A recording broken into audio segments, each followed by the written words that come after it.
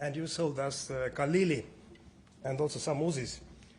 But it was not about weapons. It was about the trust. Galili is better. Yeah.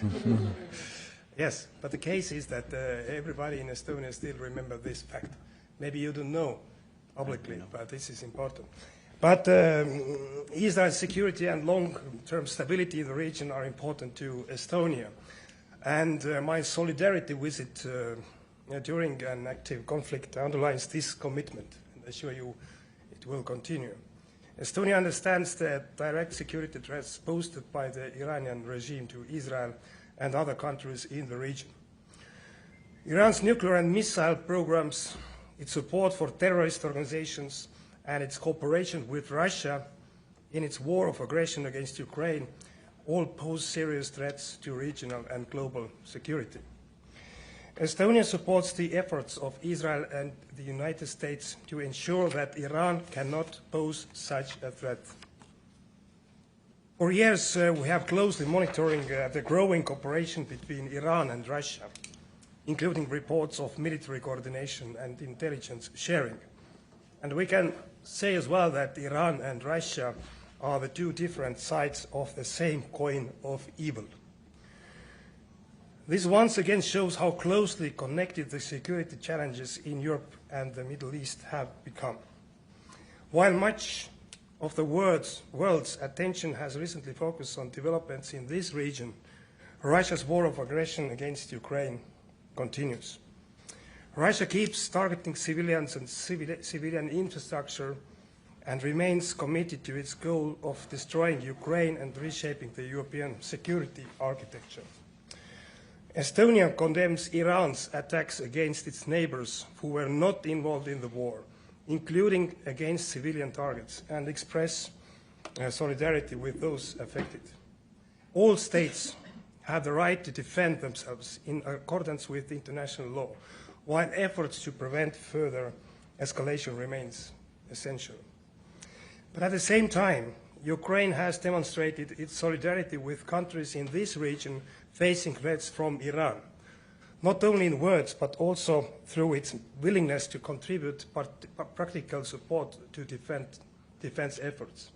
So Ukraine is not only the country who needs our support right now, but also delivering the capabilities for these who need. In this context, I reiterate our encouragement for Israel to expand its direct assistance to Ukraine. We also discussed today with Foreign Minister about Gaza, Lebanon, and development in the West Bank. And Estonia supports efforts to stabilize Gaza and the disarmament of Hamas, which Estonia recognizes as a terrorist organization. We also discussed developments in the West Bank, including settlement expansions and incidents that risk further undermining stability.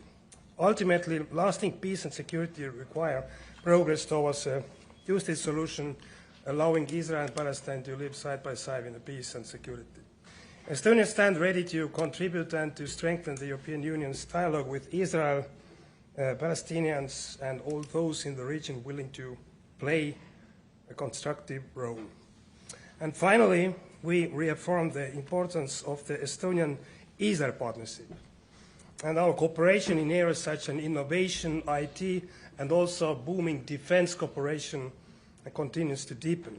And the opening of the Israeli embassy just 4 months ago in Tallinn last November has already strengthened our partnership. So thank you, Gideon, my friend, again, for this relationship. And in the name of Estonian people, I said that this relation and friendship will last forever. Thank you. Thank you again.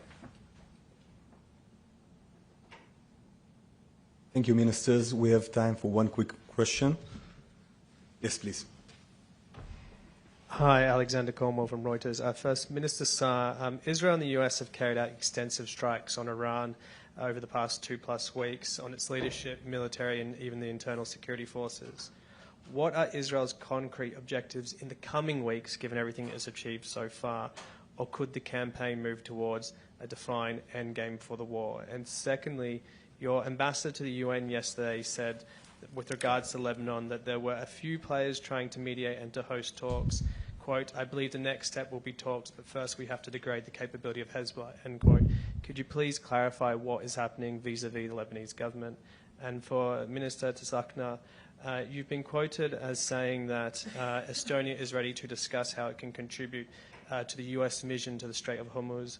What exactly is Thailand considering? Is it considering sending vessels?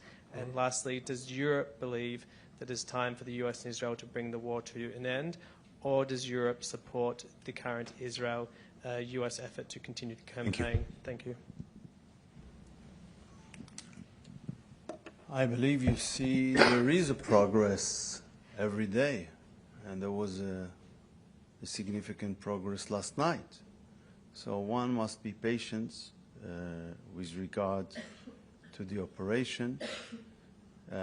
We are doing a very important job, and we said clearly that our objective is to remove existential threats for the long term, for the long run.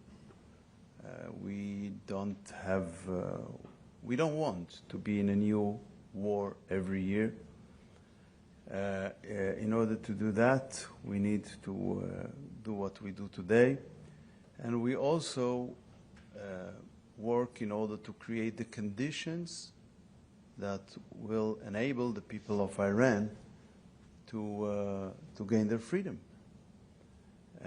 In order to do so, and I emphasized that it is eventually in the hands of the Iranian people, but this brutal repressive regime must be weakened to an extent it will be possible.